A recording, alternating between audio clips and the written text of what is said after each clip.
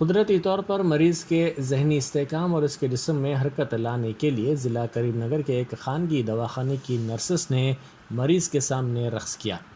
پیداپلی ضلع کے گولا پلی کا رہنے والا سرینیواس دماغ کو آکسیجن نہ پہنچنے کی وجہ سے جگر سے متعلق بیماری سے شدید متاثر ہو گیا۔ اس کا مختلف دواخانوں میں علاج کیا گیا، لیکن 25 دن پہلے اس کو ایک خانگی دواخانے میں شریک کروایا گیا۔ سرینیواس کوما میں تھا، اس کا علاج کیا جا رہا تھا۔ نرسوں نے اس کے جسم میں حرکت اور ذہنی استحکام کے لیے اس کے سامنے فلمی گانوں پر ناچنا شروع کر دیا۔